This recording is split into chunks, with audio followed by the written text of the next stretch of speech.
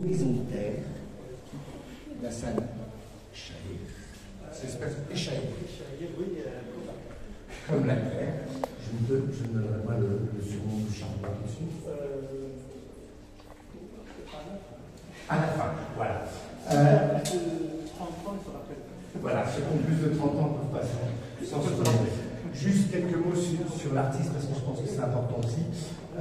Donc Hassan est, comme vous le savez tous, marocain, mais il a pu poursuivre quelques études en France, à Amiens et Angers, si je ne me trompe, si je dis des erreurs, à l'école des Beaux-Arts, et il est actuellement professeur des Beaux-Arts à Tétouan. Voilà. Si Hassan multiplie les supports et les médiums, dessins, sculptures, installations. La sculpture, c'est un peu trop dit, mais plutôt le volume. Volume, voilà. Vous voyez qu'il y a des pièces qui ne sont pas seulement à plat, mais il y a du volume. En fait, je vais le laisser aussi après dire, mais je veux dire que tu essaies d'entamer une méditation. Je me trompe quand tu dis ça? Une méditation qui est fine, subtile, mais aussi brute, parce qu'il y a la matière qui parle. Une méditation sur le temps, sur la fragilité, sur la mémoire, et je disais tout à l'heure à quelques étudiants de l'FPPT qui sont là, qu'il y avait une réflexion, pas uniquement autour de la mémoire, mais de la mémoire africaine. Africaine dans une dimension universalité. Sur les traces de l'humanité, les traces effacées, les traces de la mémoire, composées ou recomposées. Et si on dit que ton œuvre est minimaliste, elle l'est sur certains aspects, mais elle est profonde sur plein d'autres choses. Je me trompe? Oui, ça dépend des regards. Voilà. Mais moi, je lis ce que disent certains critiques d'art sur ton travail. Mais en tout cas, ce que j'ai énormément apprécié, c'est la poésie que ton œuvre dégage. Même si cette poésie, elle peut être perçue de différentes manières, parce qu'elle parle ou elle ne parle pas, mais en tout cas, elle crée d'émotions. En tout cas, moi, elle m'en a créé. Et elle est, à travers des matériaux qui sont à la fois banaux, sobres, le bois, les pieux, les cordes, les pierres, même si on ne voit pas beaucoup de pierres aujourd'hui, mais dans certaines, on peut les voir. Mais je parle de ton œuvre en général. Voilà.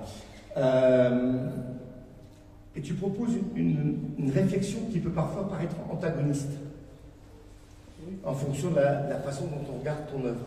Elle peut être perçue comme très positive, ou perçue quelquefois comme pas triste, mais voilà, ça pousse à la réflexion. À la fois sur le poids, la trace, l'énergie, la transparence, la liberté, la fragilité, l'identité. On en parlait d'identité africaine tout à l'heure, et on a eu quelques discussions ensemble ce matin et pendant l'installation. Mais moi, ce qui m'importe dans cette exposition, et après je te laisse la parole, c'est la délicatesse et la fragilité que propose tout ton travail.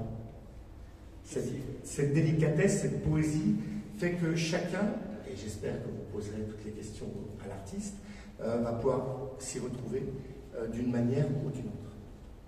Voilà, donc je vous souhaite une très bonne exposition.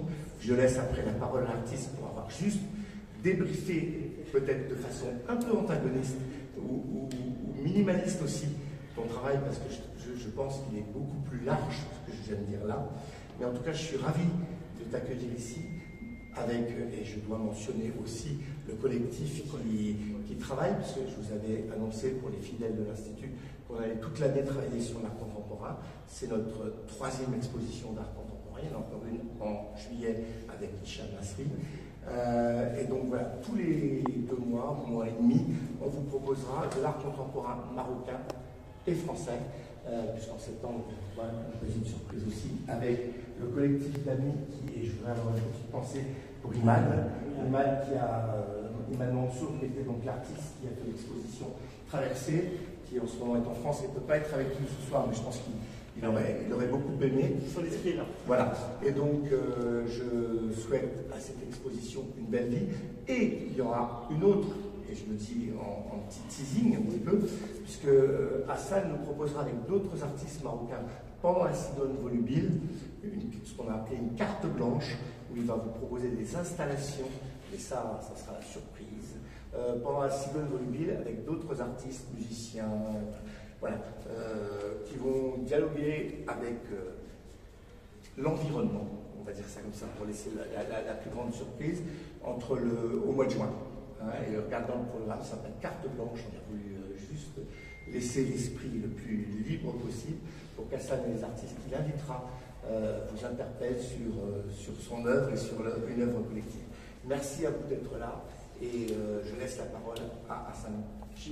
Merci. Excusez-moi, moi j'ai un peu le trac. C'est vrai que c'est la 3e fois que j'expose un Meknès, et la 4e fois ça va être bientôt avec les cartes blanches. Et je ne sais pas quoi dire, d'ailleurs je remercie beaucoup Fabrice d'avoir invité, d'avoir accepté la proposition d'un collectif qui est uni à l'unisson autour du territoire. Et la traversée qui était l'exposition de l'IMAD au mois de janvier, je crois, et je travaille toujours dans le même alignement avec Horizon Terre. Horizontal, mais horizontal, c'est-à-dire une relation avec la Terre.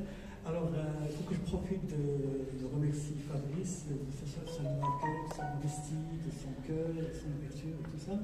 Et je remercie aussi la présence de ma femme, ma fille qui m'accompagne et qui ont supporté un peu ma frustration durant la préparation de l'expo. Mon collègue Fouad qui est venu spécialement, et je vois certains anciens étudiants, il y a quelqu'un qui se cache derrière Mohamed et Hind, et ça fait vraiment plaisir de vous revoir, et aussi les jeunes qui sont soulignés, sont très beaux.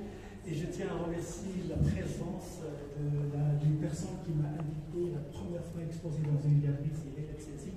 Je la vois, docteur Léla Tsezi. Et ça fait vraiment plaisir. Tout ça, ça fait chose bien. Alors, mon travail, c'est un travail qui est ouvert. C'est-à-dire que je suis parti du principe j'ai créé une ligne d'horizon autour de 180 degrés hauteur, c'est un peu ma taille.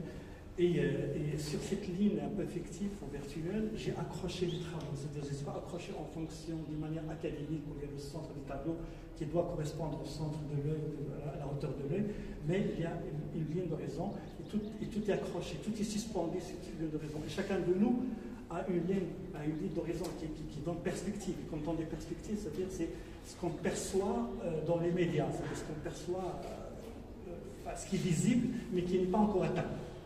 Et dans cette perspective, il y a des livres d'artistes, il y a des tableaux, il y a des choses qui sont extrêmement intimes, qui sont pratiquement des travaux des matrices. C'est vraiment des matrices, des projets. Et voilà, c'est une exposition qui est ouverte. Il y a l'Afrique qui est très très présente depuis le début dans mon travail, pas seulement par la couleur noire, mais surtout par sa force, par son esprit, par son énergie. Et parce que je considère que l'art africain, c'est là où il n'a pas un curateur, il n'a pas besoin d'un curateur, il n'a pas besoin d'un théoricien pour pouvoir. C'est toujours une source, comme les énergies de la Terre, comme les énergies de l'Afrique, sont toujours sources d'inspiration, sont toujours sources d'énergie et de richesse. Et l'art africain, que ce soit au niveau thématique, que ce soit au niveau poétique, que ce soit au niveau énergétique, que ce soit au niveau artistique, ça donne toujours, il est toujours en devant de ce qu'on peut nous créer en tant qu'artiste. Et je vous souhaite une très bonne visite. Merci d'être là, je suis très touché. Et si vous avez des choses à dire, moi je suis là. Je remercie l'enseignant d'avoir ramené des gens. C'est très très important que les gens puissent venir voir des expos. Je suis désolé pour certains parce qu'il n'y a pas d'analogie, il n'y a pas de comparaison, mais il faut que vous creusiez dans votre propre sensibilité pour pouvoir sentir. On ne peut que sentir, on ne peut pas comprendre ici. Et je vous remercie et bonne exposition. Merci. Je vous laisse quelques minutes pour découvrir et puis on passera simplement à la dégustation d'un petit cocktail et d'un message. Merci à tous ceux qui sont venus. Et je vous invite, si vous n'avez pas le programme du mois prochain, du mois de mai et juin, à le prendre ici. Il est juste à votre disposition. Et n'hésitez pas à abuser de l'Institut français parce qu'on est là pour vous. Bonne soirée.